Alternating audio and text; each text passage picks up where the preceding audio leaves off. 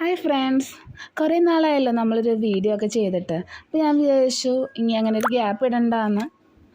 അപ്പോൾ ഞാനും ഫാമിലി ആയിട്ട് തൃശ്ശൂർ ജില്ലയിലോട്ട് ഒരു ചെറിയൊരു ട്രിപ്പ് പോയായിരുന്നു 2 ദിവസത്തേക്ക്. ആ ഒരു ട്രിപ്പിൻ്റെ ചെറിയ ചെറിയ വിശേഷങ്ങൾ നിങ്ങളായിട്ട് ഷെയർ ചെയ്യാമെന്നാണ് ഞാൻ വിചാരിക്കുന്നത്.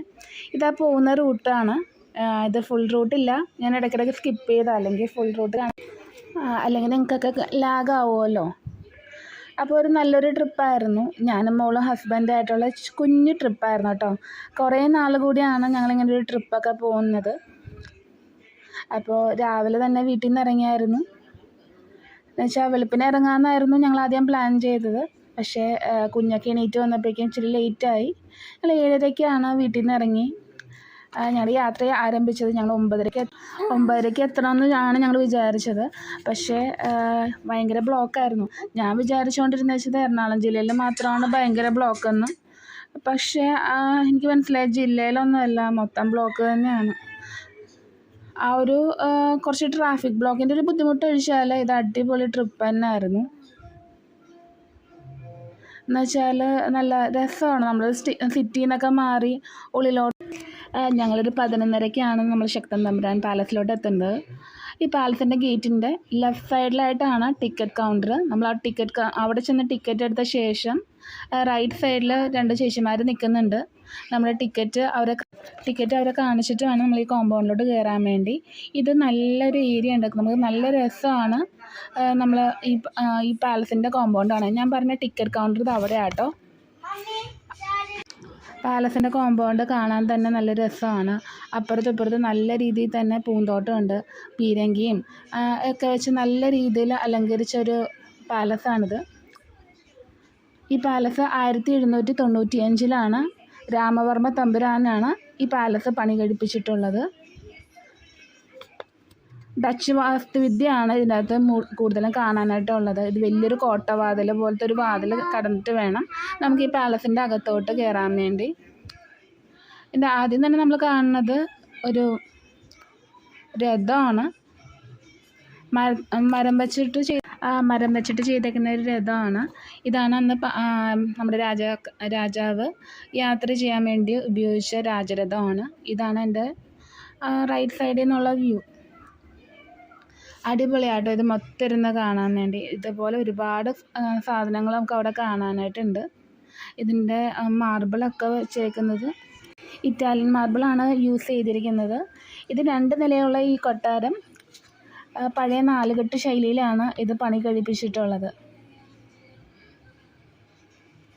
നല്ല രസമാണ് കേട്ടോ അതിൻ്റെ മച്ചൊക്കെ കാണാൻ വേണ്ടി. ഇത് 2005-ലാണ് ഇതൊരു മ്യൂസിയമായിട്ട് മാറുന്നത്.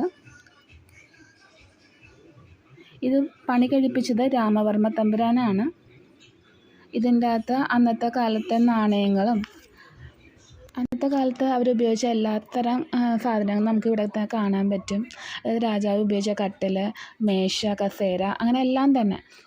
ഇത് അന്നത്തെ കാലത്ത് അവരുപയോഗിച്ച പാത്രങ്ങളുടെ പൊട്ടിയ കഷ്ണങ്ങളാണ്. നമ്മൾ നോക്കുമ്പോൾ നമ്മുടെ നാട്ടിലുണ്ടാക്കിയതും പുറത്തും രാജ്യത്ത്, അതായത് ചൈനയിൽ നിന്ന് അങ്ങനെ പല സ്ഥലത്തുനിന്ന് കൊണ്ടുവന്ന പാത്രങ്ങളിലെ കഷ്ണങ്ങളൊക്കെ നമുക്ക് ഇവിടെ കാണാൻ പറ്റും.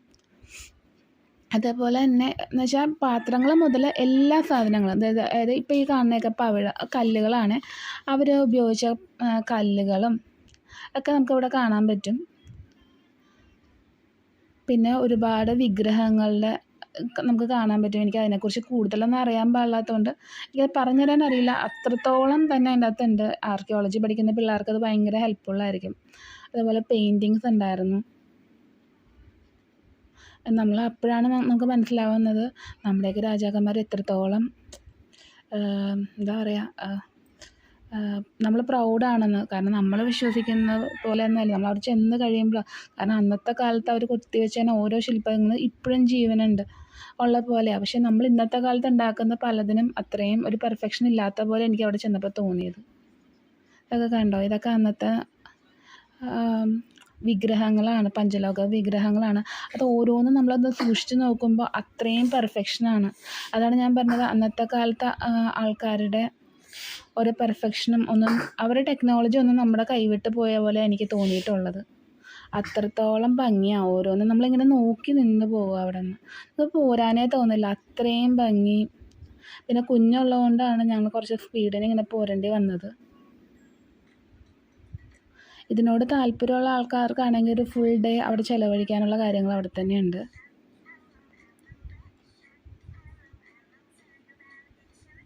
ഇത് അന്നത്തെ കാലത്ത് ഉപയോഗിച്ച തരം പാത്രങ്ങളും കിണ്ടിയും കോളാമ്പിയും തിരി കത്തിക്കുന്ന സംഭവമൊക്കെയാണ്. പിന്നെ പുറത്തൊരു അത് കഴിഞ്ഞ് നമ്മൾ പുറത്തോട്ട് വരുമ്പോൾ ഒരു നടുമുറ്റം പോലത്തെ സ്ഥലമാണ്.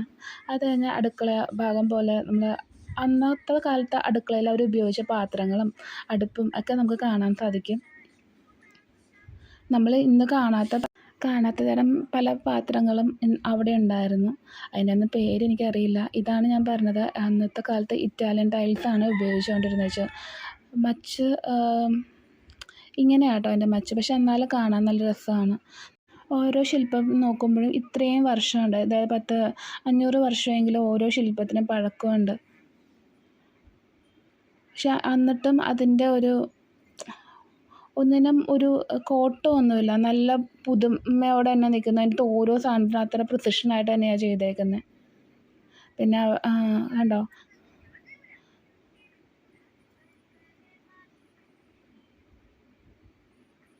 ഇതേപോലെ ഒരുപാട് ശില്പങ്ങൾ അവിടെ ഉണ്ട് കേട്ടോ.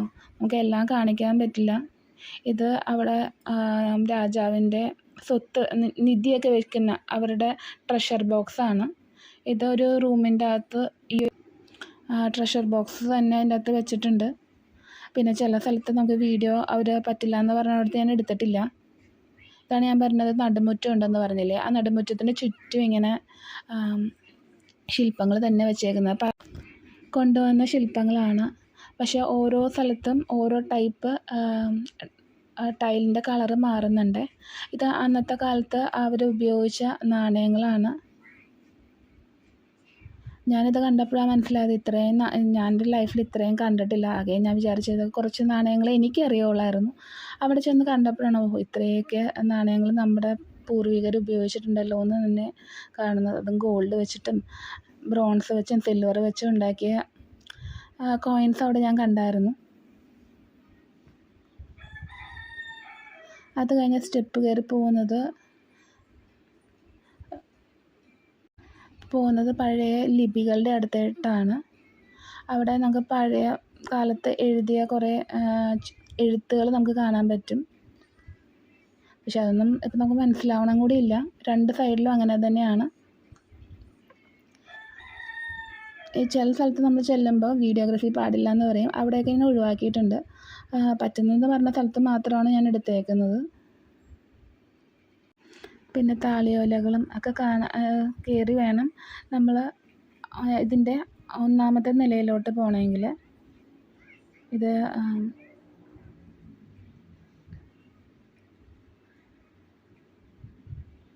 നമ്മൾ പഴയ മരത്തിൻ്റെ സ്റ്റെപ്പും ഈ സിമെൻറ്റിൻ്റെ പോലത്തെ സ്റ്റെപ്പും രണ്ടും കൂടെ മിക്സ് ചെയ്തിട്ടുള്ള രീതിയിലുള്ള സ്റ്റെപ്പുകളാണ്. കാരണം കയറുന്ന പടിയും മുഴുവനും മരത്തിൻ്റെയും, അത് കഴിഞ്ഞ് ഒരു ചവിട്ടുന്നൊരു ഏരിയ സിമെൻറ്റിൻ്റെ പോലത്തെ സംഭവമായിട്ടാണ് എനിക്ക് തോന്നിയത്. അങ്ങനെ തന്നെയാണെന്നാണ് എൻ്റെ വിശ്വാസം. പിന്നെ അത് കഴിഞ്ഞ് മുകളിൽ നമ്മുടെ മാർബിളിൻ്റെ കളറ് മാറുന്നുണ്ട്. മാർബിളല്ല, ടൈലാണ്. ഇറ്റാലിയൻ ടൈലാണ് യൂസ് ചെയ്തേക്കുന്നത്. ഈ മുകളിലത്തെ നിലയിലാണ് കുറേ പെയിൻറ്റിങ്സും രാജാവിൻ്റെ കട്ടിലും ശപ്രമഞ്ച കട്ടിലും അവരുടെ രാജസദസ്സൊക്കെ കാണിച്ചേക്കുന്നത്. മുകളിലും ഉണ്ട് ഈ ഇങ്ങനത്തെ ഒരു രഥം.